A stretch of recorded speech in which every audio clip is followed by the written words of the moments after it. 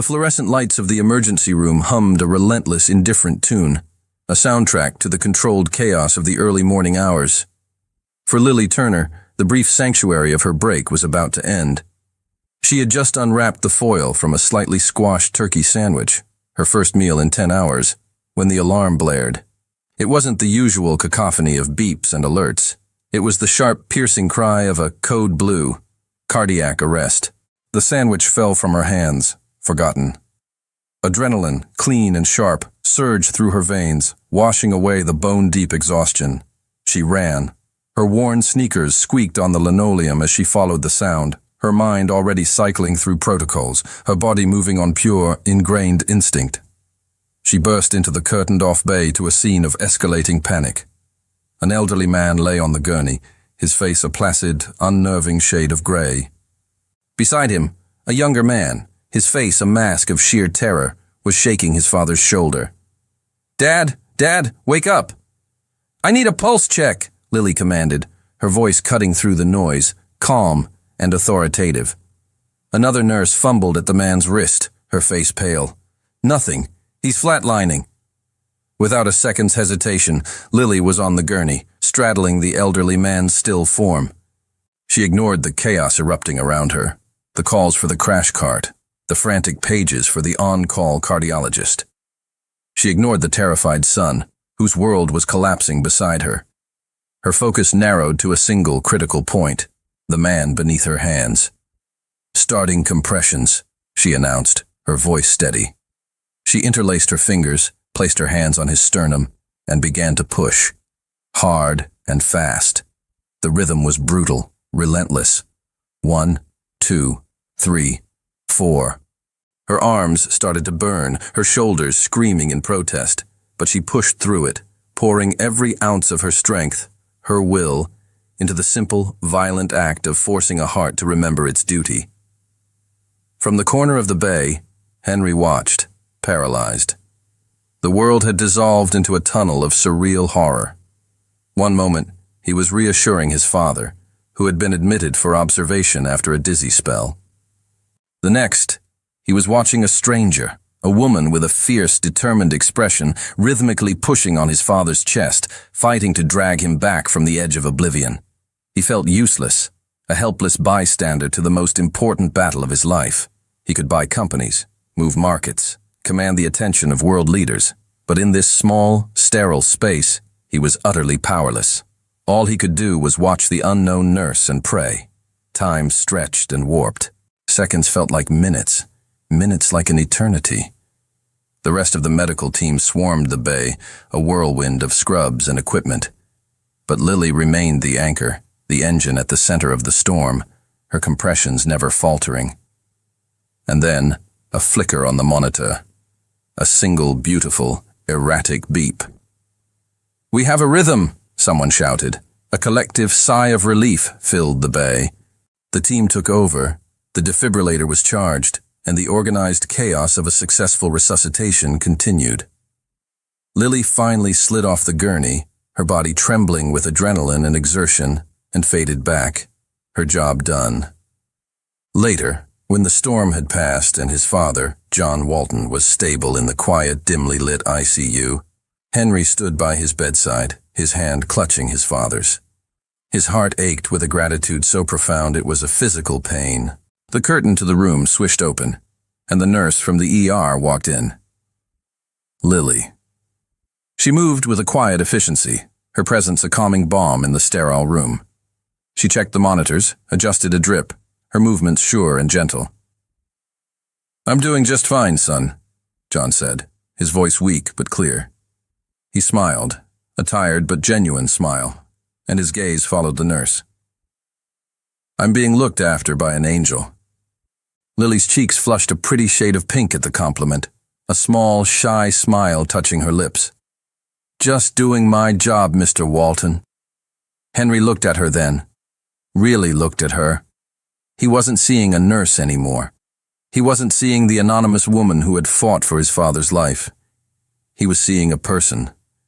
A woman with kind eyes, a gentle smile, and a strength that had literally stared down death. The gratitude in his chest morphed into something else, something warmer and more complex, a sense of awe, of wonder, and a sudden intense curiosity that left him for the second time that night, completely breathless. The following day, the nurse's station was thrown into a state of cheerful chaos. A floral delivery had arrived, a bouquet so vast and vibrant it seemed to bring a swath of a wild meadow into the sterile hospital hallway. It was a riot of cheerful, unpretentious color, sunflowers with faces turned toward the light, bright white daisies, and sprigs of fragrant lavender. It was conspicuously devoid of the typical red roses or exotic lilies that usually signaled a grand, romantic gesture. This felt different, personal. A small, simple card was tucked into the foliage. Lily pulled it out, her fingers slightly clumsy. The handwriting was strong and clear. "Thank you for giving me more time with my father. Henry Walton." Lily stared at the card, a slow, warm feeling spreading through her chest.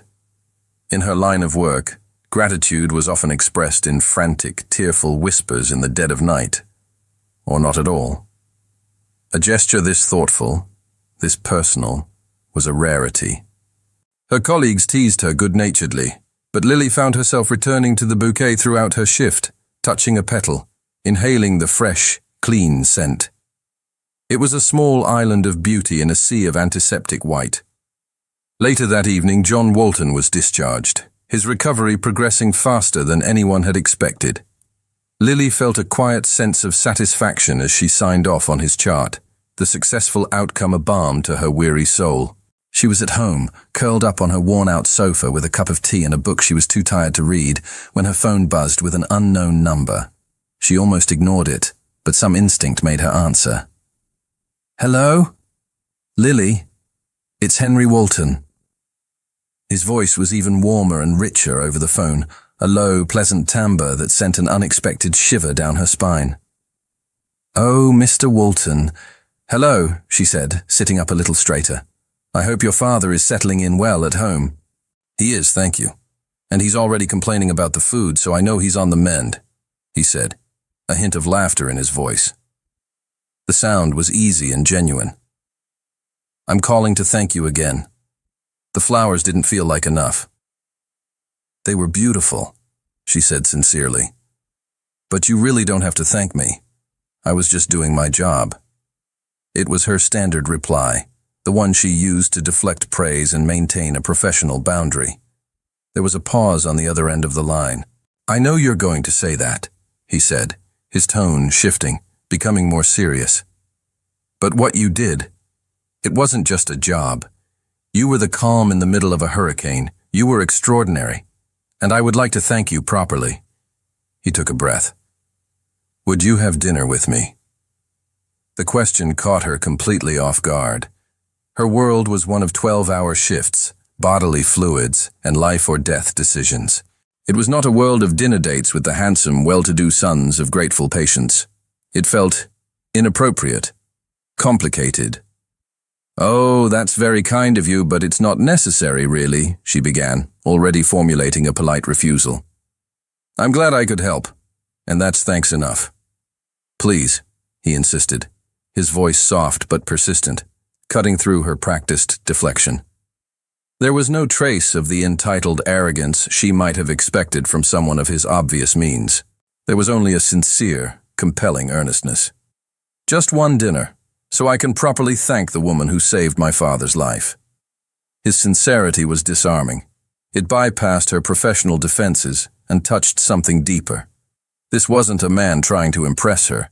It was a son, filled with a profound and simple gratitude.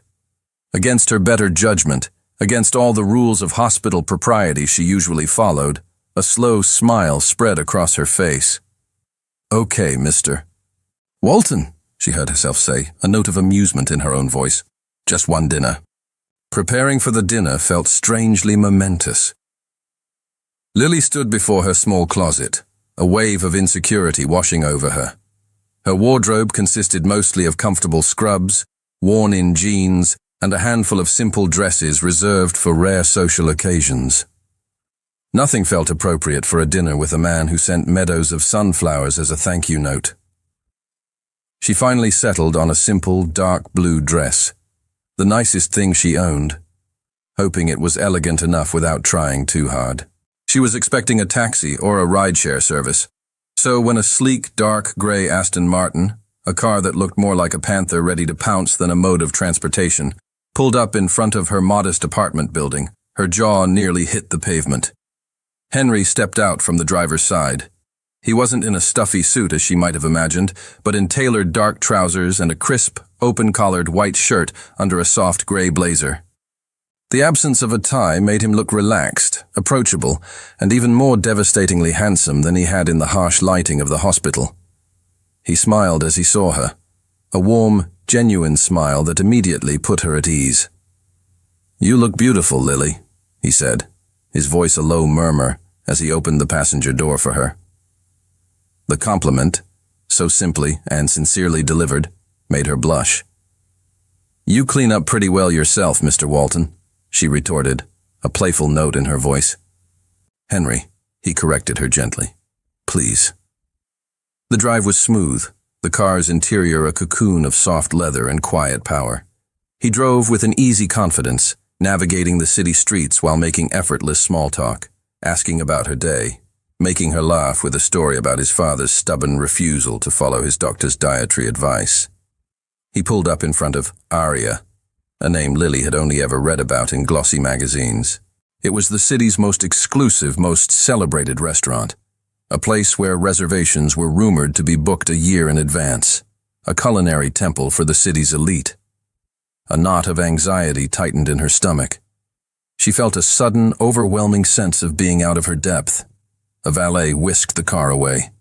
As Henry led her toward the grand entrance, his hand resting lightly on the small of her back, she braced herself for the noise, the crowd, the feeling of 100 pairs of eyes judging her simple dress. But as they stepped inside, she was met with a profound, unnerving silence. The dining room was a breathtaking expanse of soaring ceilings, soft, golden light, and tables draped in pristine white linen. But it was completely, utterly empty. There were no waiters bustling about, no clinking of glasses, no murmur of conversation. Just a single table, perfectly set for two, in the center of the vast, silent room. Lily stopped in her tracks, her eyes wide with confusion. Where is everyone?" she asked, her voice a whisper in the cavernous space. Henry had the grace to look slightly abashed, a faint flush creeping up his neck. He ran a hand through his hair, a gesture she was beginning to recognize as a sign of nervousness.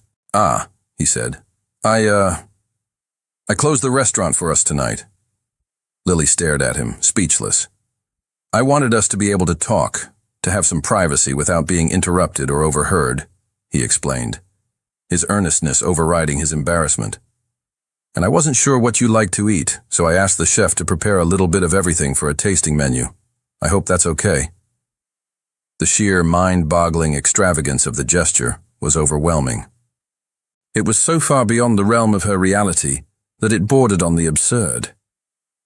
People didn't just close Aria, but the intention behind it, the sweet, almost naive desire to ensure her comfort and privacy, was so incredibly thoughtful, it made her heart ache. She stood there, caught between awe and a terrifying awareness of the chasm between their worlds.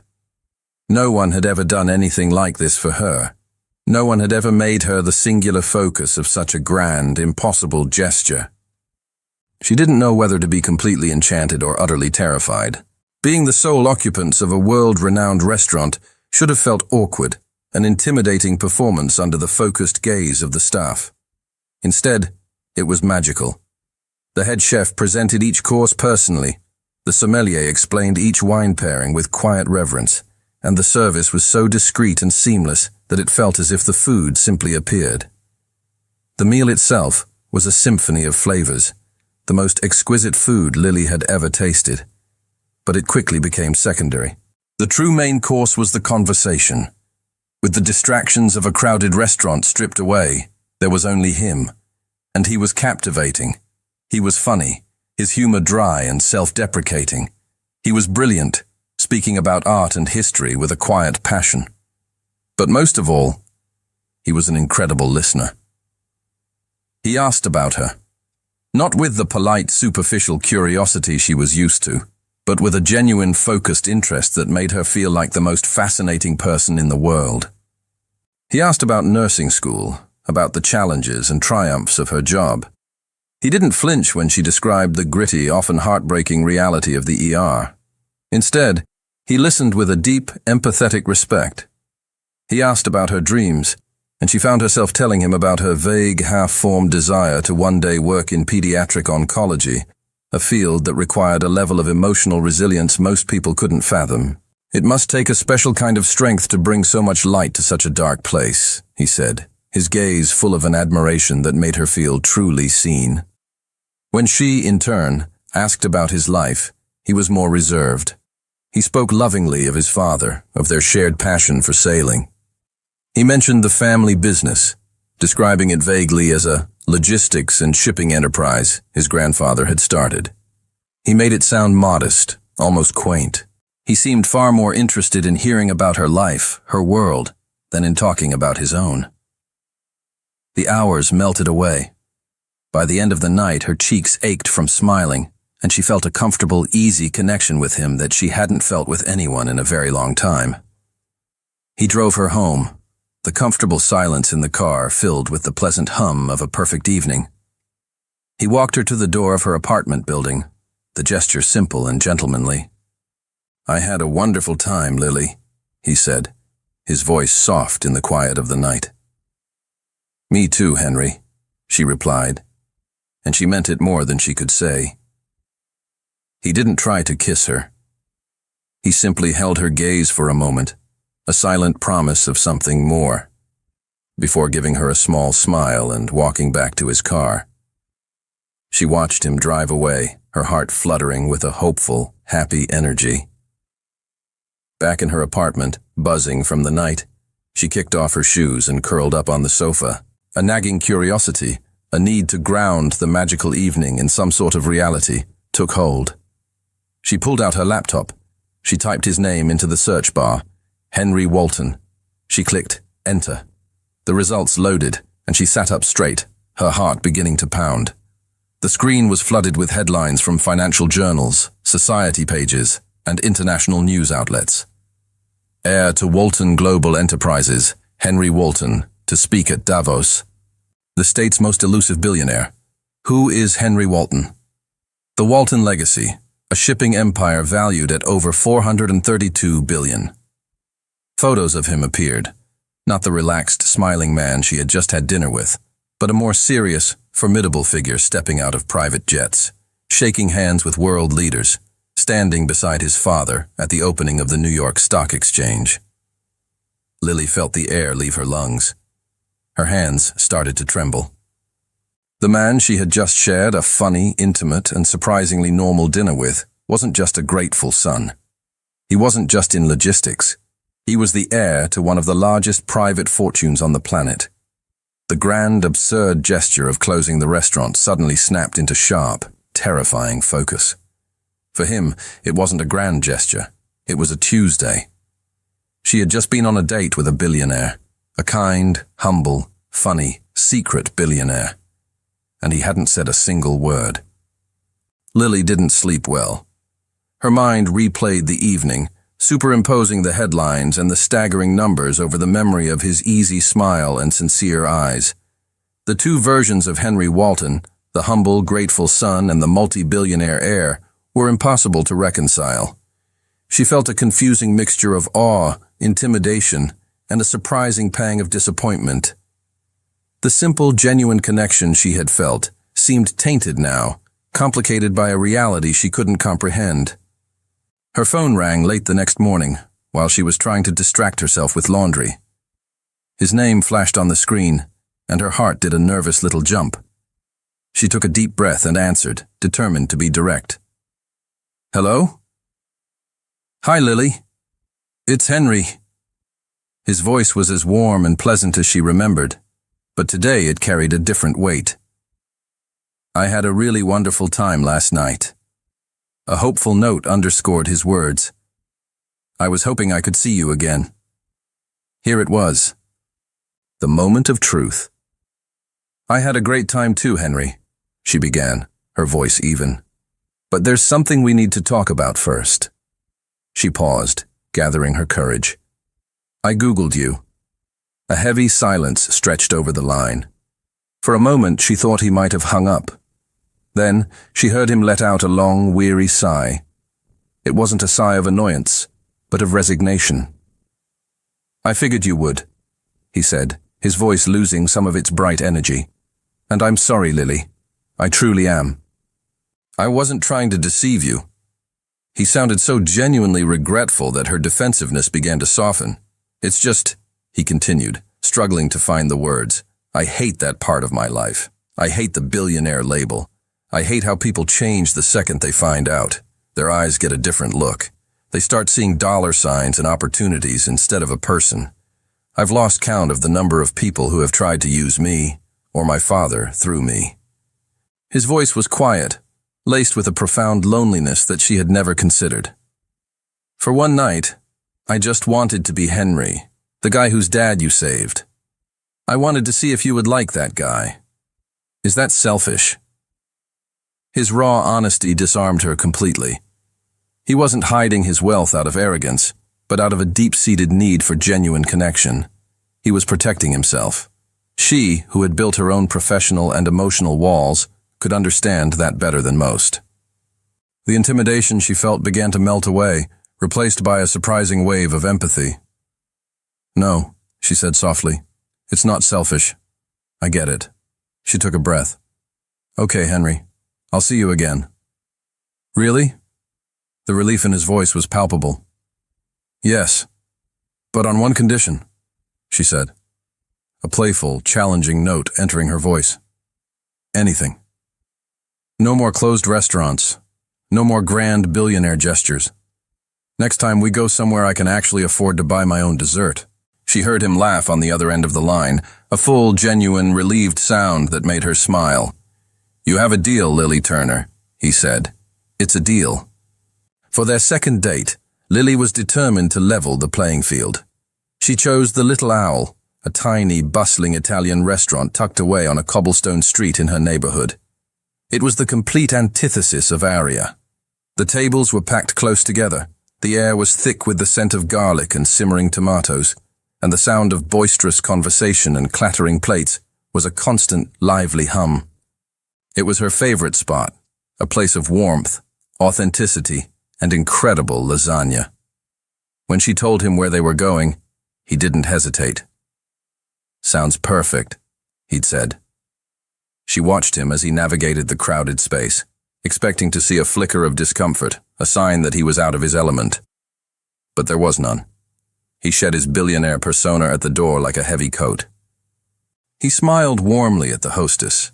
He didn't flinch when a waiter bumped into his chair, and he looked around the noisy, chaotic room not with disdain, but with a genuine, curious interest.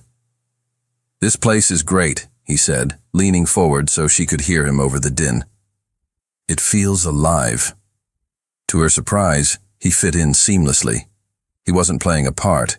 He was genuinely enjoying himself. He charmed their waitress, a gruff, no-nonsense woman named Maria, making her crack a rare smile. He insisted they share a bottle of the house red wine, pronouncing it excellent with a sincerity that made the restaurant's owner, who overheard, beam with pride. He was just Henry, a man enjoying a good meal with a woman he was interested in. The illusion was so perfect, so complete, that when it shattered, the effect was jarring. "Lily, hey!" A familiar voice cut through the noise. It was Mark, one of the senior residents from the hospital, a good-natured but notoriously gossipy doctor. He was at a nearby table with his wife. "Mark, hi," Lily said, a little flustered by the interruption. Mark's eyes slid from Lily to the man sitting across from her. "Didn't know you'd be in this part of town. And who's your friend?" he asked, his tone friendly and casual. "Mark, this is Henry." "Henry, this is my colleague, Dr. Mark Chen," she said, making the introductions. "Henry." "Walton?" Mark asked, his eyes widening slightly as he made the connection. The name, combined with the face he'd likely seen in news reports, clicked into place.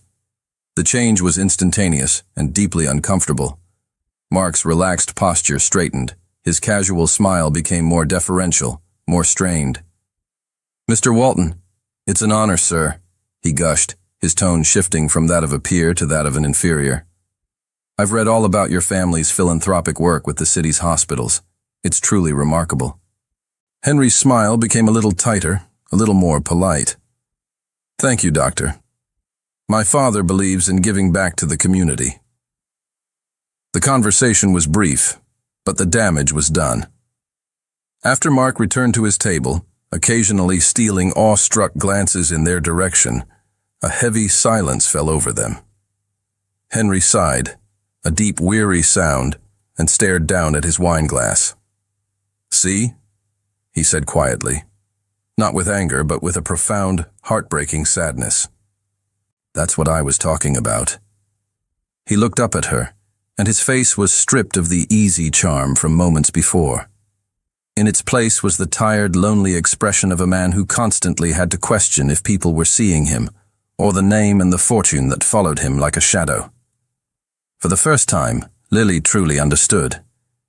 It wasn't just about avoiding gold diggers. It was a fundamental, exhausting loneliness, a constant battle to be seen for who he was. And in that moment, her heart went out to him, a wave of empathy so strong it felt like it could bridge the vast, impossible distance between their two worlds. A week later, it was Henry's turn. "There's a charity gala my family's foundation is sponsoring," he'd explained over the phone, his voice hesitant. "It's for the children's hospital. I have to go. I was wondering if you would come with me." He rushed to add, "No pressure at all, just as my date. It would just be nice to have you there." And so, Lily found herself stepping into a world she had only ever imagined. The gala was held in a grand museum, its marble halls transformed into a glittering forest of ice sculptures and cascading floral arrangements. The air hummed with the quiet clinking of champagne flutes and the murmur of conversations about stock portfolios and summering in the Hamptons.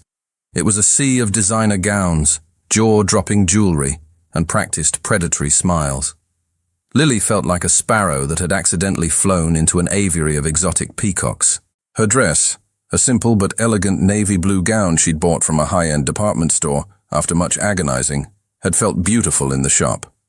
Here, it felt painfully plain.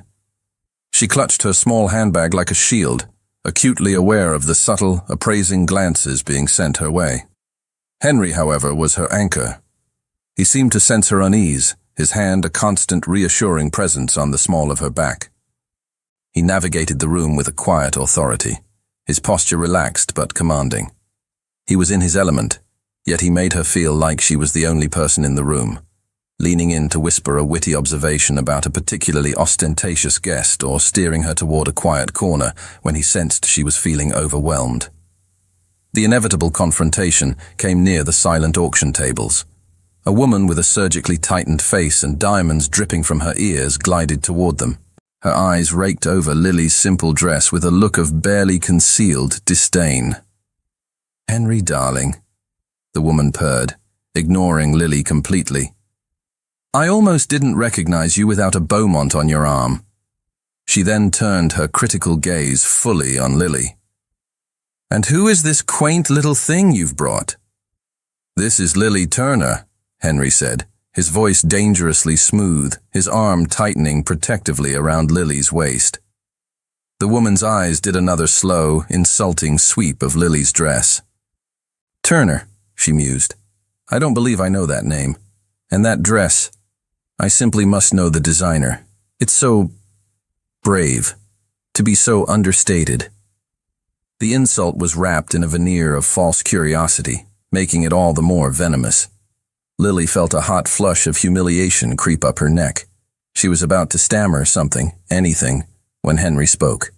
His voice was calm, almost conversational, but it cut through the air like a shard of ice. "Lily's dress isn't from a famous designer, it's true," he said, looking directly at the woman, his eyes cold. "She's a nurse. She prefers to spend her time and energy saving people's lives, not worrying about price tags and brand names." He paused, letting the words sink in. It's one of the many, many things I admire about her. The socialite's perfectly painted smile froze on her face.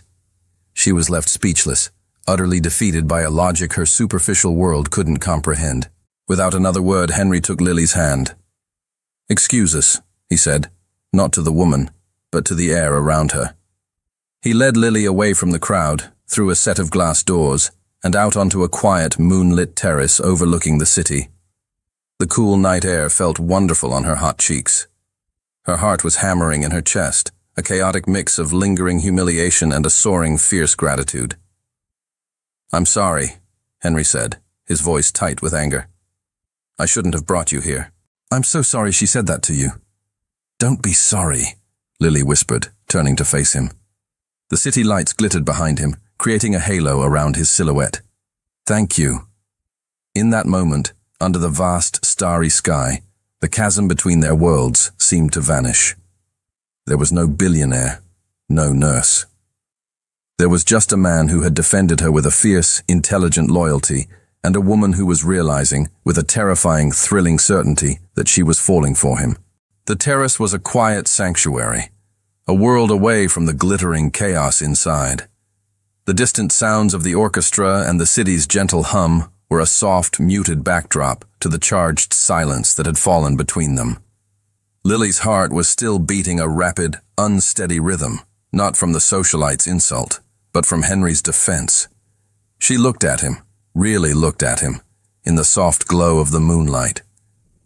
The anger had faded from his face, replaced by a look of sincere, anxious concern for her. "Did you really mean it?" she asked, her voice barely a whisper. "What you said in there, about admiring me?" He stepped closer, the space between them shrinking until she could feel the warmth radiating from his body. He reached out and gently tucked a stray strand of hair behind her ear, his fingers lingering for a fraction of a second against her skin. The simple touch sent a jolt of electricity through her. "I meant every word, Lily," he said, his voice low and serious, his gaze so intense it felt like a physical touch. "In my world, everything is a transaction. People are valued for their name, their connections, their net worth. It's exhausting. It's hollow." He looked into her eyes, and she saw a raw vulnerability there that he showed to no one else. "And then there's you. You're real. You're compassionate and strong, and you dedicate your life to helping people without asking for anything in return. You're the most impressive, most genuine person I have met in years." He took a shaky breath, the confession he was about to make clear on his face. "I asked you to dinner to thank you for saving my father," he whispered, his voice growing thick with an emotion he could no longer contain. "That was the truth. But it's not the whole truth." He moved closer still, his other hand coming up to gently cup her cheek. "The whole truth, Lily, is that I keep asking you out, because I can't stop thinking about you. From the moment I saw you in that ER, so calm and so fierce, you took my breath away. And you haven't given it back since." The world seemed to stop. There was no gala, no city, no chasm between their lives. There was only the look in his eyes, the warmth of his hand on her skin, and the undeniable truth of his words. He lowered his head, his gaze dropping to her lips, giving her every opportunity to pull away. She didn't. She couldn't. She leaned into his touch, her eyes fluttering shut. He kissed her. It wasn't a kiss of explosive, demanding passion. It was tender, questioning, and filled with all the pent-up wonder and admiration he had just confessed.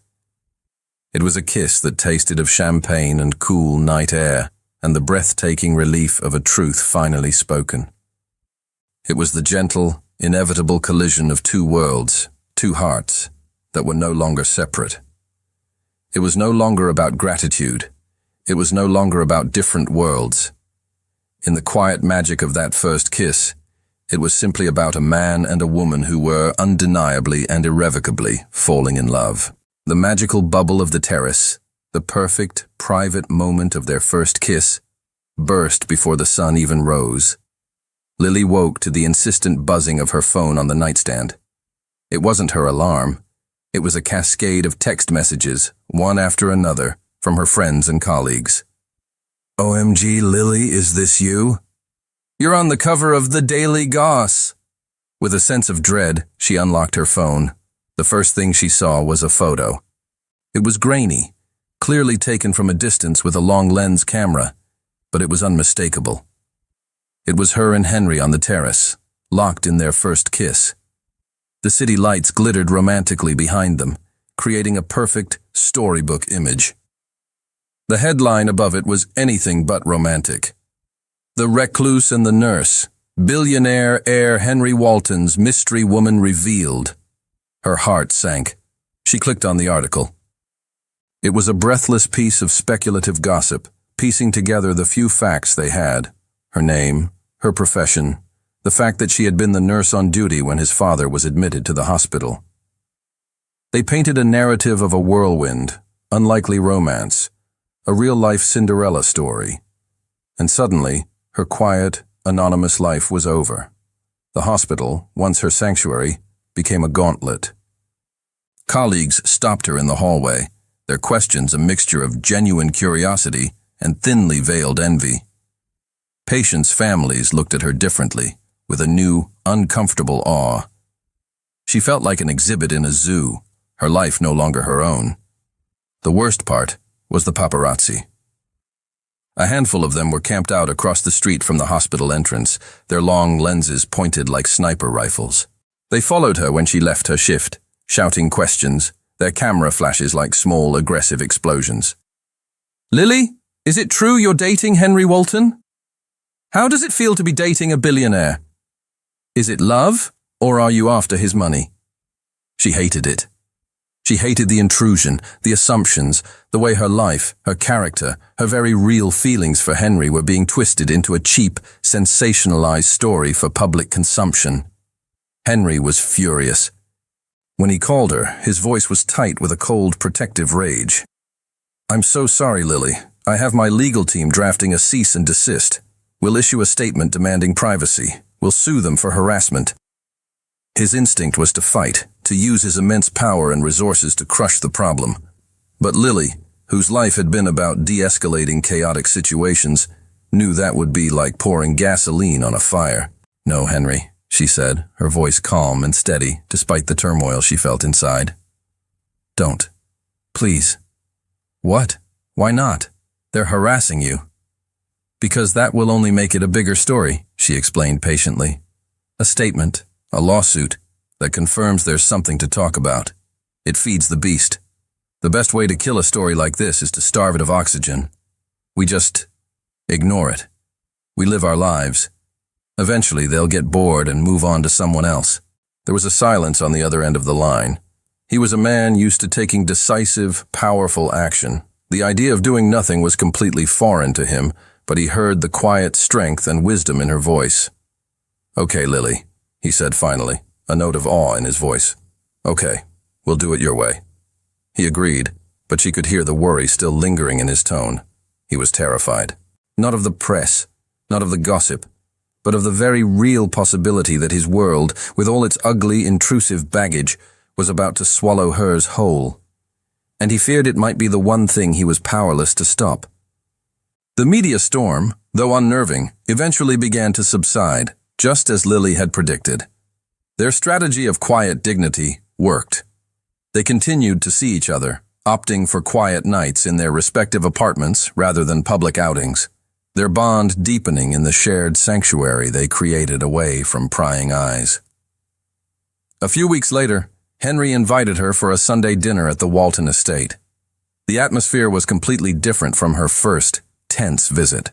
John Walton, now fully recovered, and his old, vibrant self, treated Lily not as a guest, but as a cherished member of the family. He seated her next to him at the grand dining table, regaling her with embarrassing stories of Henry's childhood. "I'm telling you, Lily," John said, his eyes twinkling as he raised his wine glass. "This boy was a sullen cloud of gloom before you came along. To Lily," he toasted, his voice thick with genuine affection, "for bringing the sunshine back into my son's life." Henry blushed, a rare and endearing sight, as he smiled at Lily across the table. In that moment, surrounded by warmth and acceptance, Lily felt a profound sense of peace, a feeling of belonging she had rarely known. The idyllic scene shattered in an instant. In the middle of a laugh, John's expression changed. His hand flew to his chest, his face contorting in pain. A strangled gasp escaped his lips, and before anyone could react, he slumped forward in his chair, unconscious. The world dissolved into chaos. Henry's mother screamed. Henry froze, the color draining from his face, the horror of the ER repeating itself. But Lily didn't freeze. Her training took over, a calm, clear voice cutting through her own panic. "Henry, call 911 now," she commanded, already moving, gently lowering John to the floor. "He has a pulse, but it's thready. We need to keep him stable." She worked with a focused, professional calm, monitoring his breathing, loosening his collar, being the anchor in the storm until the paramedics arrived. At the hospital, the news was a mixture of relief and dread. John had suffered a second, milder heart attack. He was stable, but the doctors wanted to keep him for several days of observation and testing. Henry was shaken to his core, the terrifying fragility of his father's life once again laid bare. Lily stayed with him, her hand a constant, steady presence in his, her quiet strength his only solace. The next day, while Henry was at the hospital with his father, Lily's phone rang. It was her best friend Sarah, and her voice was a frantic, panicked whisper. "Lily? Oh God, I'm so glad you answered. I'm freaking out," Sarah cried. "My period is late. Like really late. I think I might be pregnant. I'm too scared to even buy a test. I'm too scared to find out by myself. Can you please come with me?" Lily's heart went out to her friend. "Of course," she said immediately, her own exhaustion and stress forgotten in the face of her friend's panic. "I'm on my way. We'll figure this out together." They met at a large anonymous chain pharmacy downtown. Sarah was pale and trembling, so Lily took charge. "Stay here, I'll get it," she said reassuringly. She walked down the aisle, her mind a million miles away, thinking about John Walton, about Henry, about her friend's terror. She grabbed a pregnancy test from the shelf, a simple box, and walked to the front of the store. To calm her friend's nerves, she even offered a small, reassuring smile as she paid the cashier. She didn't notice the beat-up sedan parked across the street. She didn't see the glint of a long-range camera lens. She didn't know that a freelance paparazzi, a bottom feeder who had been fruitlessly tailing her for weeks, had just hit the jackpot. The photo was perfect, clear, undeniable, and utterly damning. Lily Turner, the billionaire's new girlfriend, standing at a pharmacy counter, buying a pregnancy test. The explosion came the next morning. Lily woke up to her phone vibrating itself off the nightstand, a relentless, furious buzzing that signaled something was terribly wrong. With a sense of deep foreboding, she reached for it. The screen was a nightmare. Dozens of notifications, all linking to the same story, from every corner of the internet's gossip machine. The headline, splashed across the top of a sleazy tabloid's website, was a masterpiece of malicious insinuation. "Gold digger's gambit? Henry Walton's nurse girlfriend buys pregnancy test as billionaire father fights for his life." Below it was the photo. Her at the pharmacy counter, the box clearly visible in her hand. A small, innocent smile on her face that the article twisted into a look of cunning triumph. Her blood ran cold. She felt a wave of nausea so intense she had to sit on the edge of her bed. The article was a work of pure poison. It painted her as a conniving, opportunistic predator, a gold digger who had deliberately chosen a moment of family tragedy to trap her billionaire boyfriend. They twisted her profession, her act of saving John's life, into the first step of a calculated seduction. They took a simple act of friendship, helping Sarah, and warped it into a sinister plot. The world, which had briefly felt full of hope and warmth, turned ugly and hostile in an instant. She had to see Henry. She had to see John.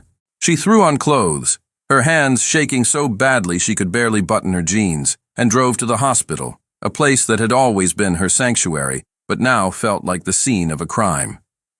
The moment she stepped out of her car in the hospital parking garage, they descended.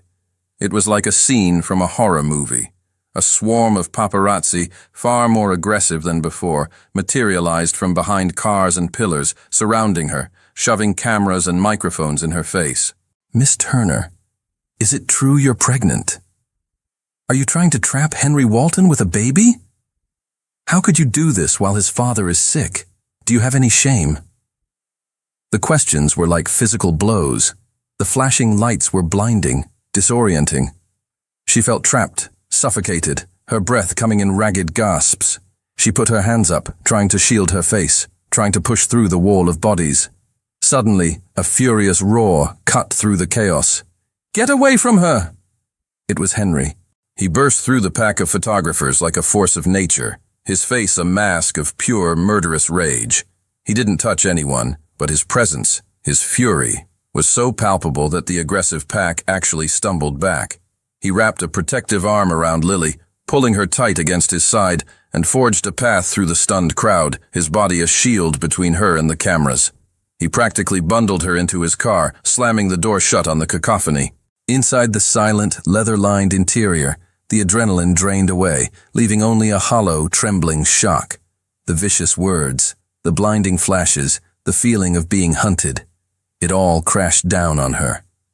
"I can't do this, Henry," she whispered, the words fractured by sobs she could no longer control. Tears streamed down her face, hot and bitter. "I'm not strong enough for this world." She looked at him, her eyes full of a despair that shattered his heart. "They turned me into a monster." The penthouse, once a symbol of a world she found intimidating, now felt like the only safe harbor in a raging storm. Henry led her inside, his arm never leaving her shoulders, his touch a steady, grounding presence. He sat her down on the plush sofa, knelt before her, and gently wiped the tears from her cheeks with his thumbs. "I'll fix this, Lily," he said, his voice a low, fierce promise. "I will destroy them. I'll have my lawyers bankrupt every single one of those tabloids. I'll make sure the photographer who took that picture never works again. I will burn their world to the ground for what they did to you." His protective fury was a powerful, comforting balm. But as she looked into his angry, determined eyes, she knew it wasn't the answer. His world fighting back against itself would only create a bigger war, and she would be forever trapped in the middle. She took a deep, shuddering breath, finding a sliver of the calm she reserved for her most critical patients. "No, Henry," she said, her voice quiet but firm. She placed her hand over his. "You can't." He stared at her, confused. "Why not? They can't get away with this." "This isn't about them," she explained, her heart aching with the truth she was about to speak. "This is about me. I became a nurse to help people, to be a quiet, steady presence in the middle of their chaos. My purpose is to heal, to soothe." She looked around the magnificent apartment, at the glittering city beyond the glass. "And now, because of my connection to you, I am the chaos. I'm the source of pain and stress for you, for your family. I'm a headline, a scandal. I look in the mirror, and I don't recognize the person I've become in this world." The words hurt to say, but they were true. The joy, the love, the incredible connection she felt with him was being poisoned by the toxic ecosystem that surrounded his life. "I need a break," she said, the words feeling like shards of glass in her throat. "I need to step away from all of this, from the cameras, the gossip, from your world. I need to find myself again." "Is this you breaking up with me?" he asked, his voice hollow, a look of raw panic in his eyes. "No," she whispered, tears welling up again. "I love you, Henry. I think that's the only thing I'm sure of right now. This isn't about you or us. It's about me. I'm losing myself, and if I let that happen, I'll have nothing left to give you anyway." He saw the profound, unshakable pain in her eyes. He saw that this wasn't a negotiation or a plea for reassurance. It was a desperate act of self-preservation, and to deny her that would be the cruelest act of all. Devastated, but loving her enough to respect her need, he nodded slowly. "Okay, Lily," he said, his voice thick with an emotion he couldn't hide. "I understand." He squeezed her hand. "I'll wait. However long it takes. I'll be right here." She went back to her small, quiet apartment that night. The silence she had once cherished now felt cavernous, deafening. It was no longer a peaceful retreat, but a hollow reminder of what she had lost. 2 weeks passed, 2 weeks of hollow days and long, sleepless nights for both of them. For Lily, every quiet moment was filled with the memory of his laugh, his touch. For Henry, the sprawling penthouse felt like a tomb. The privacy and order he had once valued above all else were now just loneliness and emptiness. He realized, with a clarity that was both painful and absolute, that a quiet life meant nothing without her to share it with. One night, staring out at the city lights that now seemed cold and distant, he couldn't stand it anymore. He couldn't wait. He couldn't let the poison of his world win. He grabbed his car keys, his heart pounding with a new, fierce resolve. He wasn't going to let her fight this battle alone. He wasn't going to let her retreat. He was going to fight for her, for them, no matter what the press or his family or the entire world had to say about it. The sharp, insistent buzz of her apartment's intercom cut through the heavy silence of the evening. Lily's heart leaped into her throat. No one ever buzzed her apartment unannounced. With trembling hands, she pressed the talk button. "Hello? It's me." Henry's voice, low and slightly distorted through the small speaker, was all it took. A wave of longing so intense it made her dizzy washed over her. "Let me come up, Lily," he said. It wasn't a demand, but a plea. "Please." She buzzed him in, her mind racing. When she opened her door, he was standing there, looking tired and drawn, but with a fire of determination in his eyes she had never seen before. "I know you asked for space," he said immediately, before she could speak. "And I tried. I really did. But it's impossible." He took a step closer, his presence filling her small hallway. "Living without you isn't living, Lily. It's just waiting. And I'm done waiting." She thought he was going to plead his case, to promise again to fix everything. Instead, he made an offer that was completely unexpected.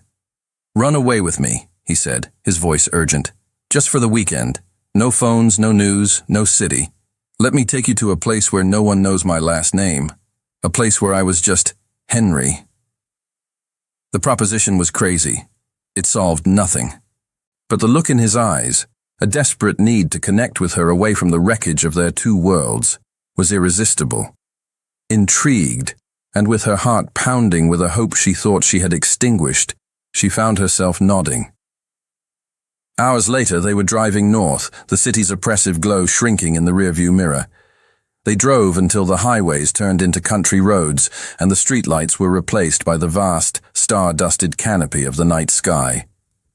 He finally turned down a long, unpaved driveway, the car's headlights cutting through a thick forest of pine, and pulled up to a small, rustic cabin nestled on the shore of a moonlit lake.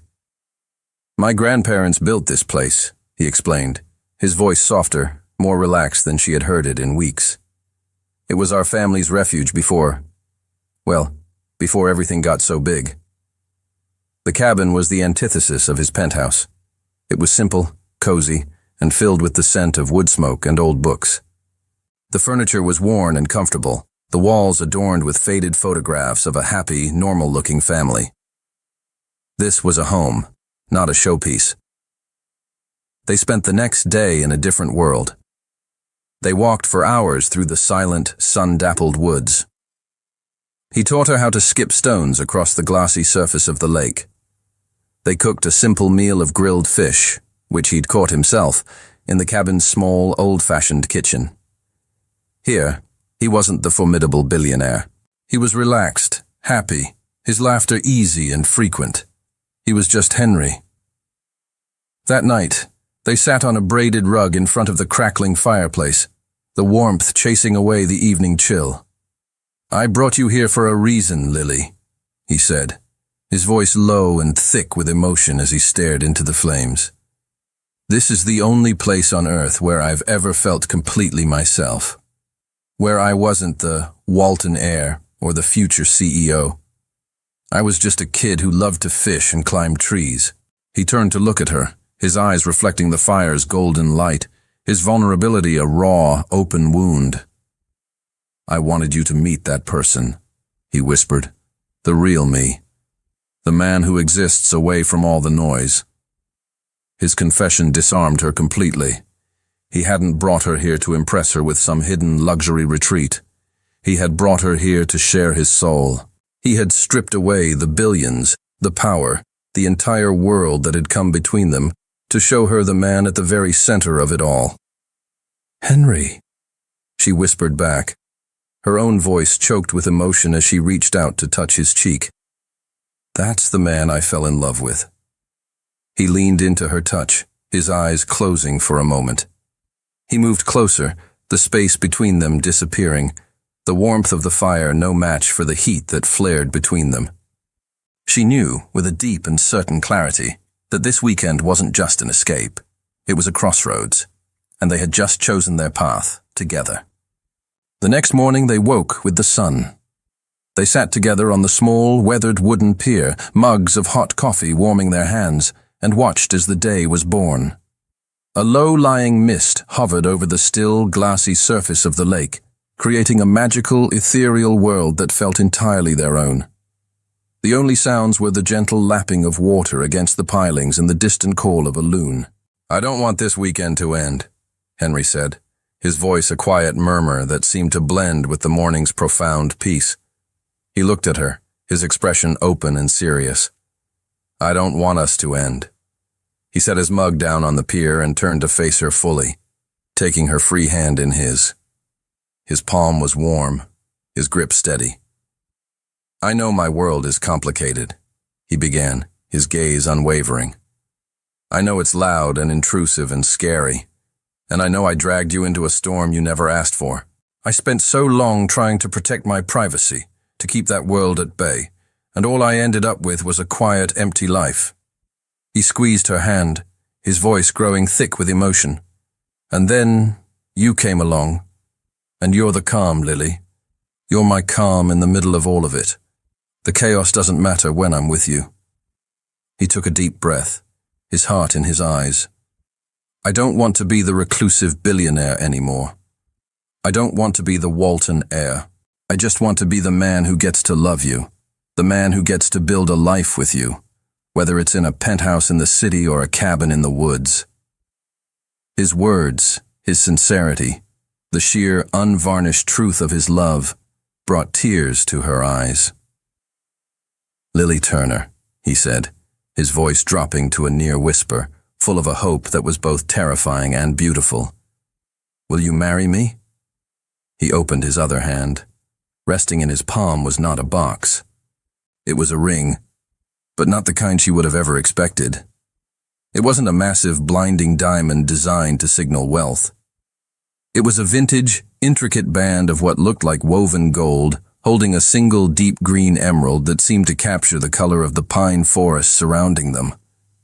It was unique, personal, and breathtakingly beautiful. "It was my grandmother's," he explained softly.